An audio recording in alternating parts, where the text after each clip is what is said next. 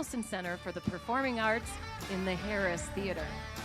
Today's conversation will be moderated by Charlie Sykes, a longtime radio host here in Wisconsin, whose most recent book is How the Right Lost Its Mind.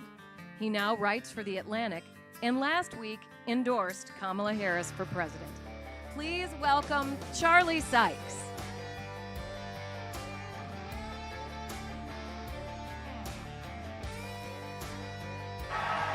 Thank you.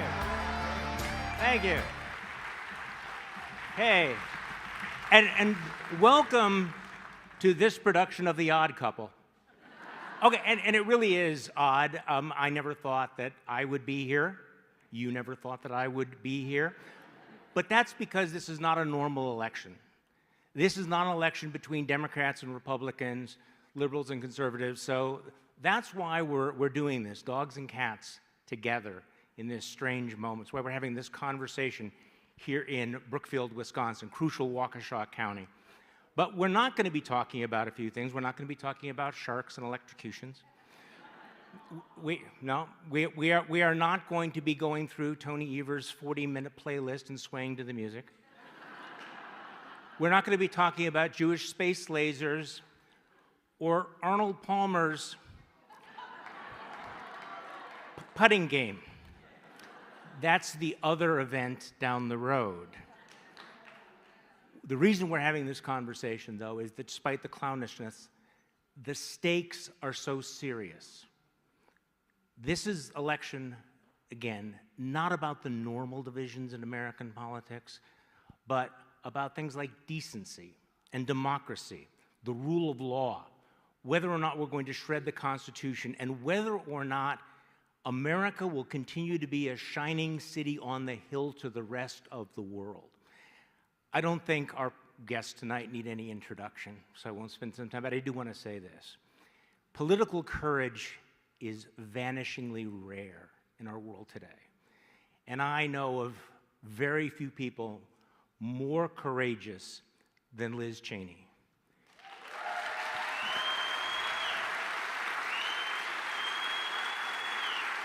Liz Cheney has given up a lot, but she's also inspired a lot of us. And the thing about Liz Cheney to keep in mind is that Liz Cheney knows that January 6th was not a day of love. So please join me in welcoming to the stage Congresswoman Liz Cheney.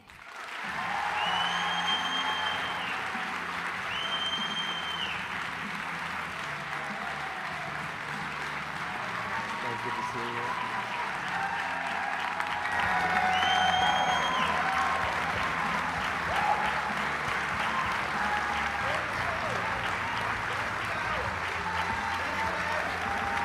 Thank you, Liz. And it is my great privilege and honor to introduce to you tonight someone who is here precisely because she believes we have to put country over party, the next President of the United States, Vice President Kamala Harris.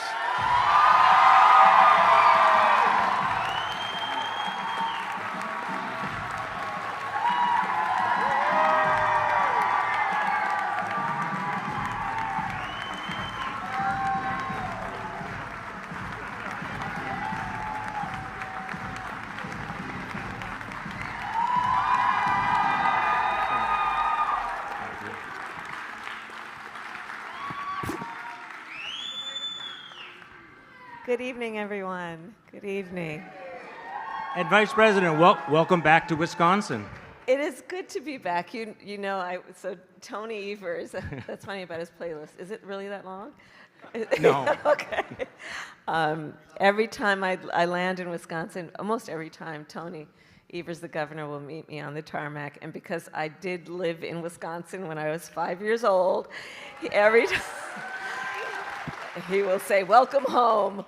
So I do feel and have a connection to Wisconsin and feel a sense of Actually, we all have connections to Wisconsin, which makes this event, I think, so important with 15 days to go. So let's just dive right into all of this. There are actually undecided voters out there.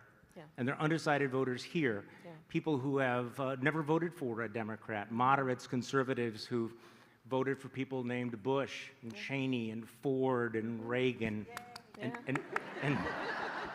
and Bob Dole. Yeah. Wow, that's a throwback, isn't it? But I guess the question is, what is your pitch to them?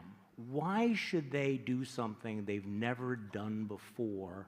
Why should they cross over party lines and vote for you? Well, I start from the belief, based on a lived experience, that the vast majority of us have more in common than what separates us.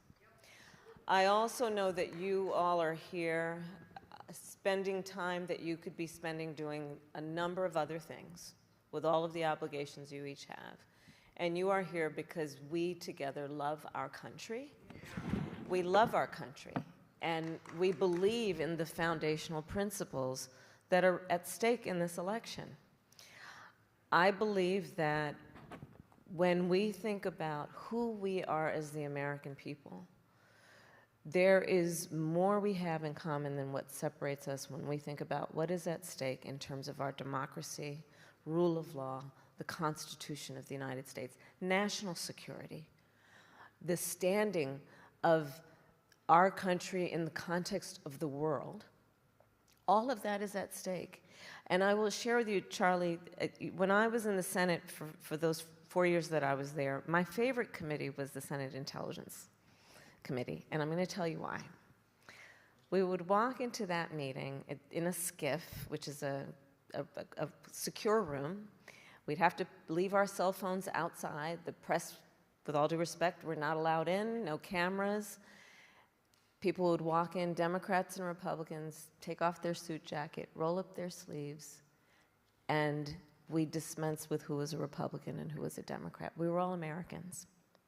We were all in that room with one singular purpose: to concern ourselves as our highest priority with the security and well-being of the United States of America. I think those things are at stake in this election.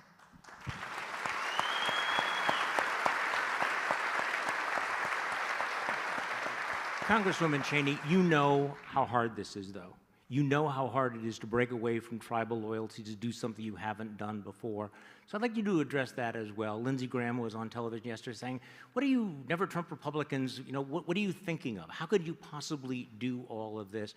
There are a lot of people who are listening to us who may be disillusioned with what's happening with the Republican Party, but they're afraid of paying the price because there is a cost to all of that. So what do you say to those Americans? Well, don't listen to Lindsey Graham, number one. It's good life advice, actually. But what I say is that what undergirds everything that we are as a nation, everything that we are as a nation, is the rule of law, and it's our Constitution. And when you look at what Donald Trump did after the last election, when you look at the cruelty that's involved in someone who watches an attack on the United States Capitol, an attack conducted by people in his name, and refuses for over 3 hours to tell the mob to leave, I mean, people just need to think about what that's depravity. He watched the attack happen, and people kept asking him, please tell the people to leave. And law enforcement officers were being brutally beaten, and the Capitol was being assaulted, and he would not tell people to leave for over 3 hours. That cruelty is the same cruelty that we see when he lies about the federal government's disaster response, when he puts people's lives at risk because he won't tell the truth. He's a man who's unfit to be the president of this good and honorable and great nation. And so I've spent a lot of time working before I was elected to Congress in countries around the world that weren't free, or where people were trying to achieve their freedom. And I know how fragile this can be, how fragile democracy can be. And so in this election, we have a choice. We have the choice of somebody in Vice President Harris who you know is going to uphold the rule of law. You know that she's going to lead this country with a sincere heart. You know that she is going to always be thinking about what is best for this nation. We might not agree on every issue, but she is somebody that you can trust and someone that our children can look up to. And I think it's so important for us to cast the vote for Vice President Harris this time around. You know, Vice President, I was thinking about one of your social media posts recently where you go through all the things that Donald Trump has bailed out of, that he won't debate you, that he won't do interviews, that he's refusing to release certain information. And you asked an interesting question, what is he hiding? Yeah. So what in fact is he hiding? Well, I wonder what is he hiding. I also wonder what his staff is trying to hide by preventing or suggesting he not debate me again, not do these interviews. It is the norm, as you know, that presidential nominees will do a 60 Minutes interview. He has refused to do that.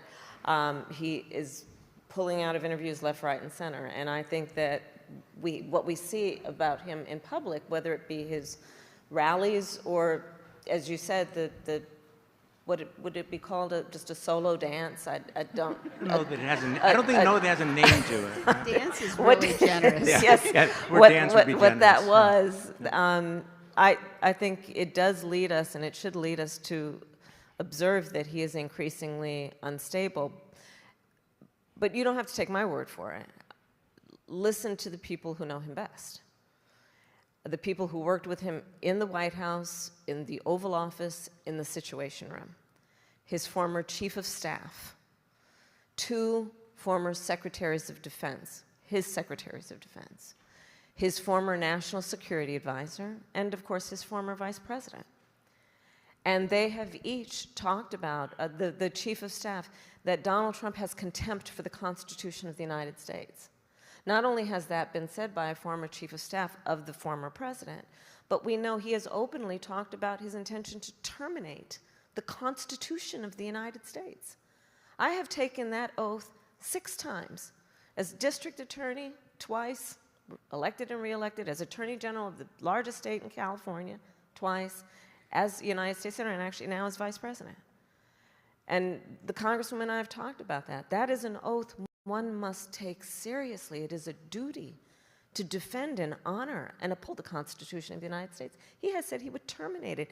Anyone who wants to be president of the United States should never again be able to stand behind the seal of the President of the United States, having said they would terminate the Constitution of the United States.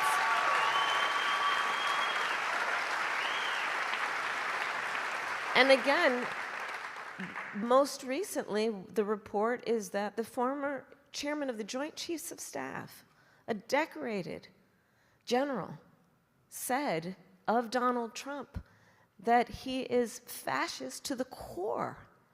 These are the people who know him best, people who worked with him. And so, yes, we can talk about that moment on stage of the music and all that, but I think it's very important that we acknowledge, and I've said publicly, Donald Trump is an unserious man. And the consequences of him ever being president of the United States again are brutally serious. Brutally serious. To the Congresswoman's point, I have now, as Vice President of the United States, met over 150 world leaders, presidents, prime ministers, chancellors, and kings. Many of them multiple times. We are on a first-name basis. Most of them allies in connection with NATO, and I've met with them in connection with our standing rightly with Ukraine. The world is watching this election, and our allies are worried. Because the reality is that when we as the United States of America walk in these rooms around the world, we walk in chin up, shoulders back, with the earned and self-appointed authority to talk about the importance of democracy and rule of law. And being a role model, this is a room of role models, we know as a role model, people watch what you do to see if it matches up to what you say. One of my very real fears, Charlie, to be candid, is I hope that we as the American people fully understand how important America is to the world. I hope we really, really understand that. Because this is about what will happen to and with us as Americans, but it will impact people around the world. Let me follow up on that, Congresswoman, because I was on a podcast recently with another pundit who was saying that she was afraid that America was sleepwalking into authoritarianism, that American voters were not sufficiently alarmed. And as the Vice President just said, the former chairman of the Joint Chiefs of Staff just said that Donald Trump was the most dangerous threat facing the country. Do Americans in this last 15 days, do they understand that, and what has to happen in the next 2 weeks for them to really understand the danger? Yeah, I think that they think they do. And, one of the things I remind people is that although not every Republican who is casting a vote for Vice President Harris will say publicly that they are, there's clearly, a threat associated with that in some instances. But millions will. And they will do that for a whole range of reasons. But what you mentioned is so important. I mean, when I think about, the first time I ever voted was for Ronald Reagan. I've known presidents well, obviously, particularly I know a vice president well, in addition to Vice President Harris. And I watch how our presidents have operated. And even when there have been presidents that we have potentially disagreed with on issues, they've respected the Constitution. I mean, think about the 2000 election and how close that was, and what Vice President Gore did in his concession speech and in ensuring that we had the peaceful transfer of power. And so I would just urge people, again, you don't have to take my word for it, but look at what the people closest to Donald Trump are saying about him. Look at the testimony of the leaders of his Justice Department, the leaders of his campaign, the most senior officials in his White House. Look at their testimony in front of the Select Committee. They're the ones that told us everything that we know about his plan to overturn the last election, about what he did watching the attack from his dining room. We've never faced a threat like this before, and I think it's so important for people to realize this republic only survives if we protect it, and that means putting partisan politics aside and standing up for the Constitution and for what's right and loving our country more. Do you think we'll be hearing more from some of those folks in the next 15 days?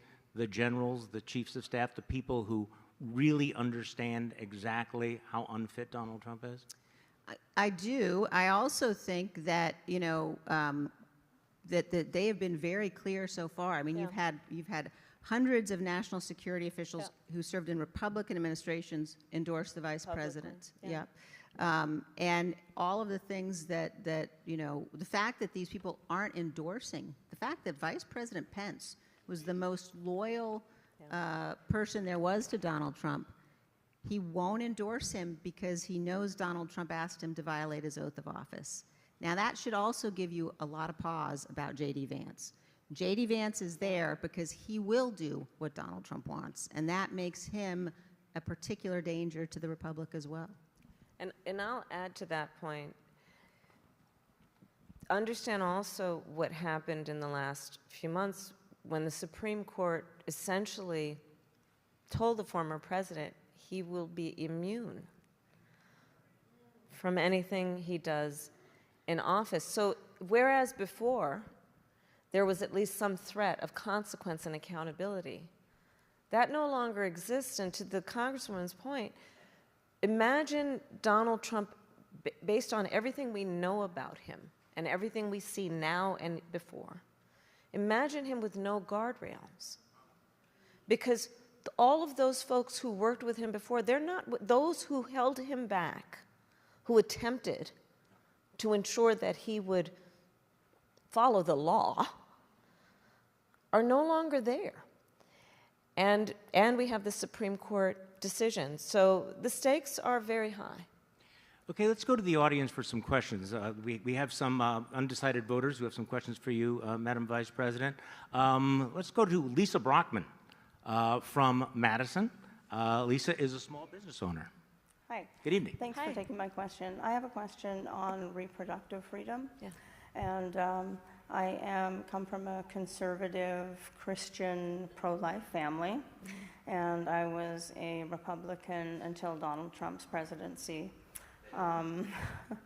Like most Americans, I believe in a woman's right to choose. And with the overturning of Roe v. Wade, my 21-year-old daughter now has fewer rights than her mother or her grandmother's. I no longer recognize the Republican Party. They have introduced bills from everything from restricting birth control to bringing homicide charges for abortion. It is such an extreme, radical agenda by any standards. And it seems less about the unborn and more about controlling women. So my question is, what are your thoughts on this extremism, and how can we restore those fundamental human rights that have been taken away from the American women? Thank you.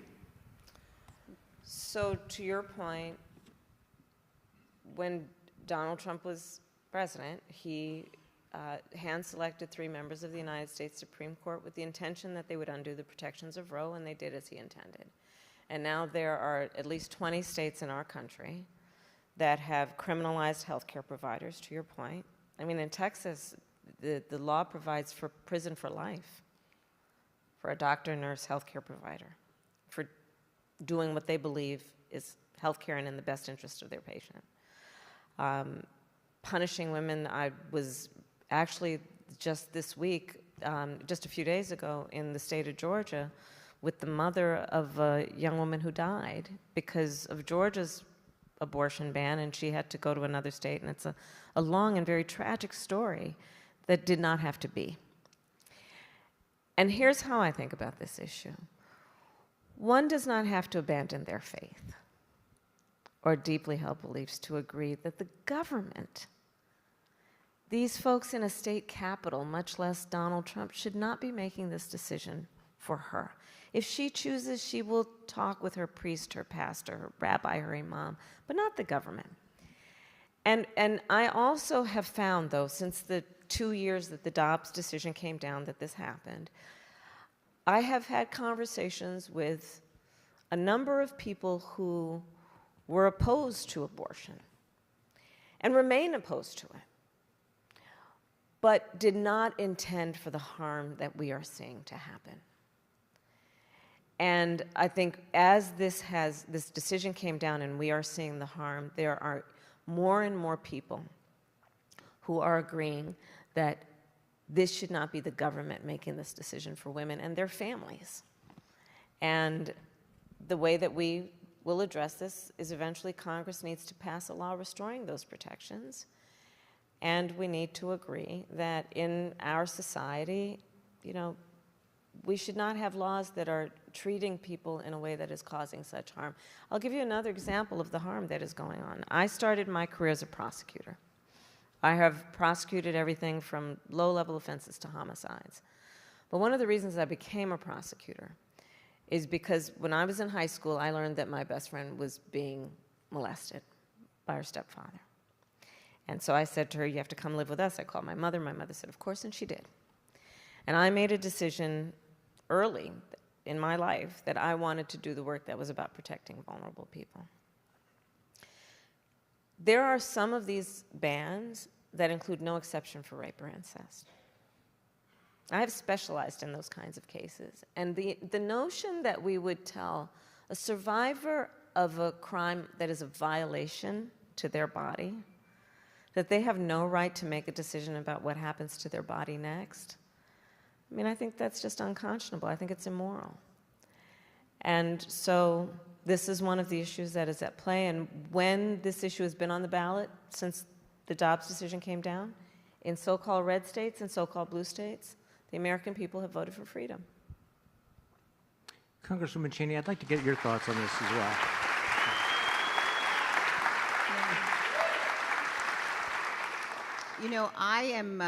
I'm pro-life. And I have been very troubled, deeply troubled, by what I have watched happen in so many states. since Dobbs. And I have been troubled by the extent to which you have women who, as the Vice President said, in some cases have died, who can't get medical treatment that they need because providers are worried about criminal liability. We're facing a situation today where I think that it's an untenable one. And I think that as we deal with issues like this one, having a president who understands how important compassion is, who understands that these shouldn't be political issues, that we ought to be able to have these discussions and say, you know what, even if you are pro-life, as I am, I do not believe, for example, that the state of Texas ought to have the right, as they're currently suing to do, to get access to women's medical records. I mean, there are some very fundamental and fundamentally dangerous things that have happened. And so I think that it's crucially important for us to find ways to have the federal government play a role and protect women from some of the worst harms that we're seeing. But again, I just think that if you look at the difference in the way that Donald Trump is handling this issue, Donald Trump at one point called for criminal penalties for women. Now, he's been now trying to sort of be all over the place on this issue, although he expresses great pride for what's happened. And I think the bottom line on this, as on so many other issues, is you just can't count on him. You cannot trust him. We've seen the man that he is. We've seen the cruelty, and America deserves much better. Thank you. Thank you, Lisa. So we have another question. Carolyn Mitchell from Wauwatosa has a question for the Vice President as well. Hi. I have concerns about the strength and the health of the Medicare and the Social Security system. Mm-hmm. There have been a lot of suggestions for improving or protecting it. Some of them raising the age for full acceptance of Social Security. There's also the idea that we would end the cap on the Social Security tax. There is also the suggestion that we raise the tax rate on both Medicare and Social Security. And of course, the last one is to reduce the benefits. So my question for you is, how can we protect the health of both Social Security and Medicare without reducing the benefits? Thank you. So, first of all, thank you for your question. Actually, just today, I believe it was, within the last 24 hours or so, an independent review of Donald Trump's policy on Social Security has indicated that under his policy, Social Security would become insolvent in 6 years. And what I and you and I think most of us know is that we have many, many seniors in our country where their Social Security check is their only form of income.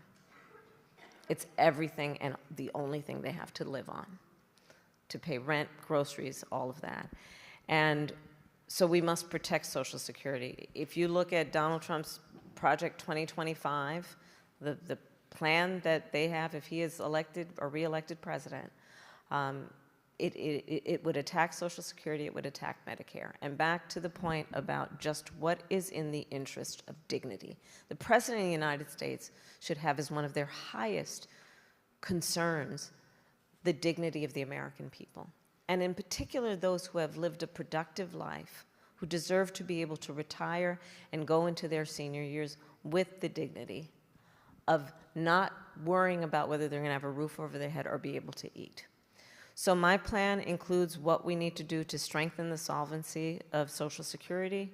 It includes what we're going to need to do and work with Congress to make sure we're putting more into it. And it cannot be about cutting benefits, because right now those benefits are barely adequate as it is. What we must also do is continue to strengthen Medicare around what we've been working on, which is to allow Medicare to negotiate prescription medication costs for our seniors. So in the last 4 years, we have now capped the cost of insulin at $35 a month for seniors. This is a huge issue for so many who have otherwise either taken a bus trip to Canada to try and get their prescription medication. You're smiling, you know what I'm talking about. Or, not that you have, I'm not suggesting that. Not suggesting that. And we've also capped the cost of prescription medication at $2,000 a year for our seniors. Understanding again that this is a related issue, which is what is causing our seniors to be on the verge of bankruptcy and homelessness, by the way.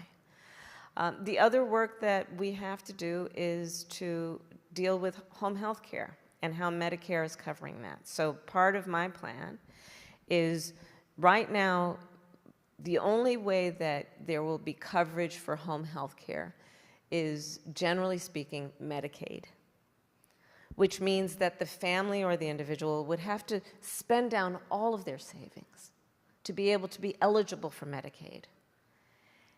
And frankly, I think it's just that's wrong, and it's just wrong. You know, I took care of my mother when she was sick. And the work that needs to happen to support our seniors to be able to stay in their home, to be able to live a life with dignity, should include that we will pay attention to the fact that not everybody can afford that help. Not everyone has a family member who can do it. And so my plan includes having Medicare cover home health care work for seniors, so that you can stay in your home, for example, and have someone who can prepare a meal and help you put on a sweater. But the core point being dignity, and understanding that we should not have a society that allows or requires our seniors to go into poverty in order to qualify for the care that they may need, that I think we most would agree should provide. Thank you.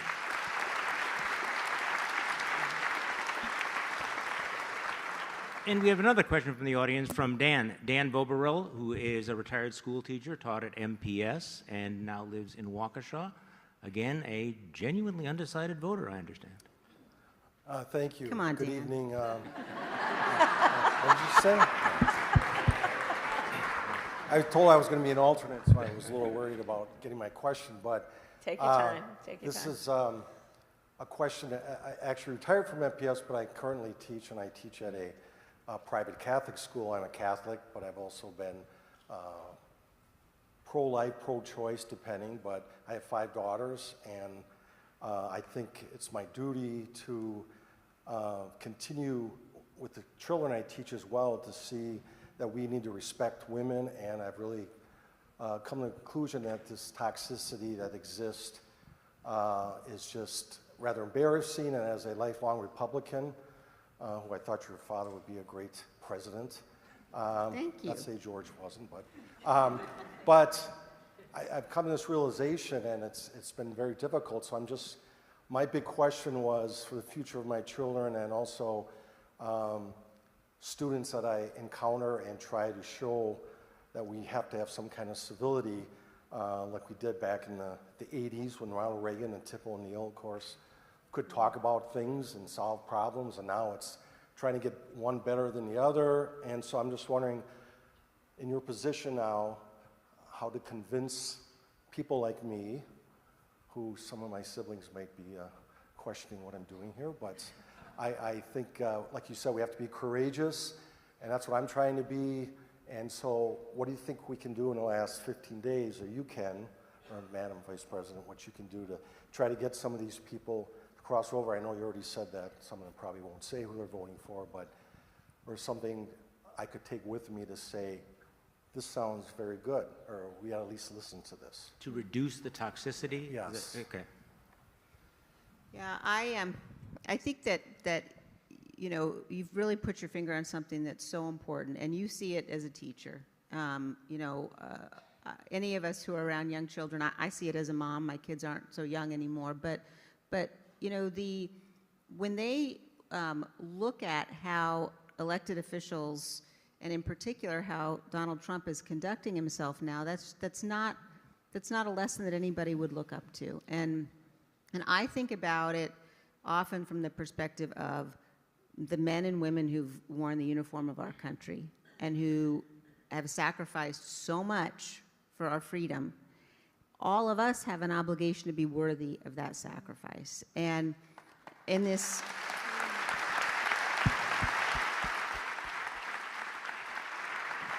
in this moment, there are millions of good and honorable people who Donald Trump has just fundamentally betrayed.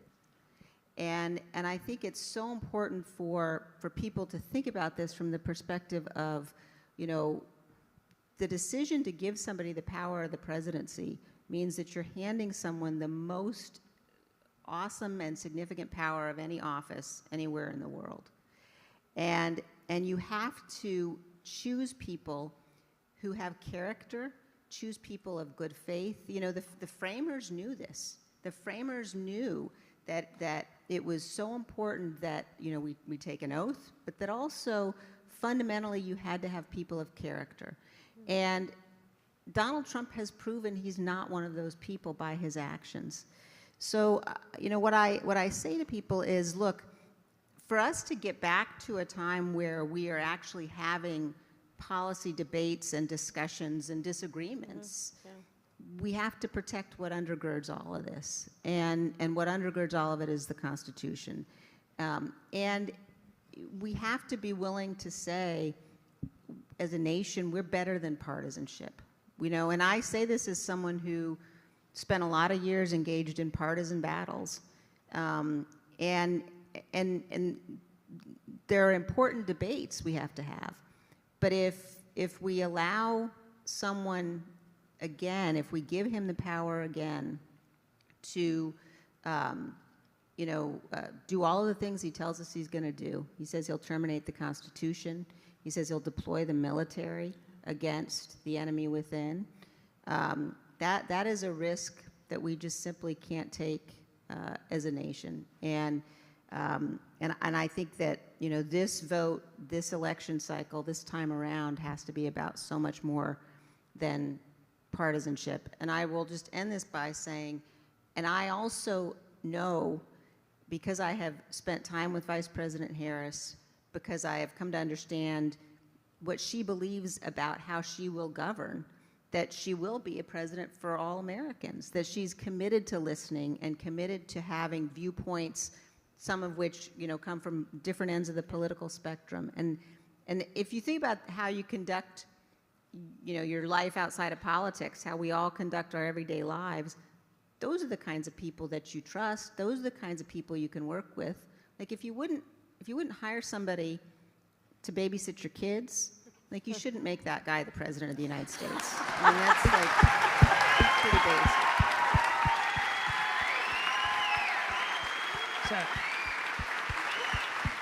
So, pretty basic. Madam Vice President, this question goes to the heart of our discussion tonight because it is not about politics. It's not about left versus right. We're talking about the culture and the impact, the coarsening of the culture, the way in which we have been taught to fear and hate one another, and how our debates have just devolved into sort of trolling one another. How do we get back from that? So I think that Dan raised, and Charlie, your point is really also hitting on, we have to tap into and rejoice, frankly, in the spirit of who we are as Americans. And we are an ambitious people. We have aspirations. We have dreams. We are optimistic by nature. And we, I think, value certain qualities in our leaders. To your point of being a teacher, those of us who are parents or parent in any form, the notion over the last several years coming from Trump and those who follow him, meaning people like who he's running with, not his voters, but just others, the notion that the measure of the strength of a leader is based on who you beat down is just wrong-headed. I think most of us would agree that the real measure of the strength of a leader is based on who you lift up. I think most of us would agree.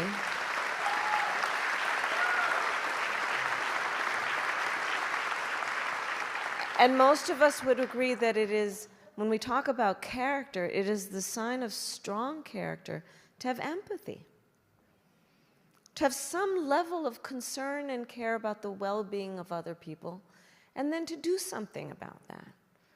And I think there's so much about this election that calls into question whether we are on a track with a Donald Trump as president to actually teach and to show our children our definition of a leader. And is that it? One of the issues that I think has resulted in the kind of toxicity that you've been describing is that he tends to encourage us as Americans to point our fingers at each other. That's not in our best interest. The vast majority of us have so much more in common than what separates us. We are stronger as a nation when we are working toward a common goal, at least on the most basic fundamental priorities. And I think in this election, you can look at, for example, how he presents in his events to know that he really does not have a plan for America that is about investing in our future, investing in our children, investing in our economies and new industries, investing in our relationships around the world. It's all about himself and his personal grievances. And do we want a president of the United States who spends full time plotting revenge while they sit in the Oval Office? Or a president who is actually focused on the American people? I would also say as a point that I think the Congresswoman exemplifies in so many ways, the strength of our democracy requires a strong two-party system. It really does. It requires that we have healthy debate, based in logic and fact, and that we debate it out, have good, vigorous debates, have a good fight over policy. That's good for democracy. But not to point our fingers and call each other names over trivial, petty grievances. So I think all of that is at stake in this election, and tapping into the commonalities that we have around some of these fundamental principles, I think, is going to be key. Well, that's why the stakes are so high, right? Because the presidency is a role model, but America is a role model to the rest of the world. Yes. So in the very short amount of time we have left, Congresswoman Cheney, just talk a little bit more about the stakes for the world. We haven't talked about the stakes for the future of Ukraine, NATO, of all the other democracies who are looking to us. They're so high, Charlie. And, America's safety and security depends upon America leading, and it depends upon allies. Yeah. And when you have someone who is erratic and chaotic and unstable, that puts all of us at risk. I tell people often, I spend a lot of time working on national security issues, and when people that I know in the Republican Party tell me they might be considering voting for Trump from a national security perspective, I ask them, go look at his national security policies. Please go look at them, because what he's proposing in terms of withdrawing from NATO, welcoming Vladimir Putin to attack our NATO allies, he praises Kim Jong-un, the leader of North Korea, and President Xi of China, and Putin of Russia. And if you listen to him, he doesn't just praise those people generally. He praises them for their cruelty, yep, for their tyranny. Yep. That's not who we are as a nation. It's not who we are. And the world needs us to be better, and our own security and our own freedom requires that we have a president who understands America has to lead, and that our strength comes both from our greatness and also from our goodness. And that's Vice President Harris. And just to, thank you. You get the last word. But just as a point of emphasis on this important point, understand that this is an individual, Donald Trump, who is easily manipulated by flattery. And we've seen that. Don't forget, he dared to even consider inviting the Taliban to Camp David. Remember all this, the love letters with Kim Jong-un. Let's remember what we just most recently, what was reported. During the height of COVID, Americans were dying by the hundreds a day. Nobody could get their hands on COVID tests. You remember what that was. During that time, he secretly sent COVID tests to Vladimir Putin for his personal use. On the issue of Ukraine, he says, oh, well, I'd solve that in a day. Well, I don't think we as Americans think that the President of the United States should solve an issue like that through surrender. And understand that's what would happen. Understand that's what would happen. Vladimir Putin would be sitting in Kyiv if Donald Trump were president. And understand what that means.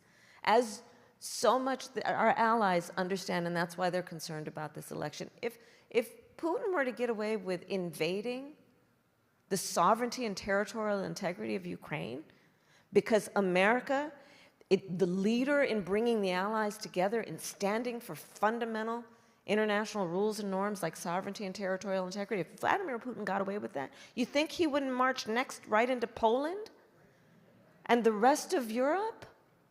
Because Donald Trump wants to please somebody that he considers to be a strong man who he admires? So on this and so many issues, the stakes are extremely high. But I would say this is a final point for now. This is not as much an issue of what we are against as what we are for. And I'll end my point where I started. We love our country.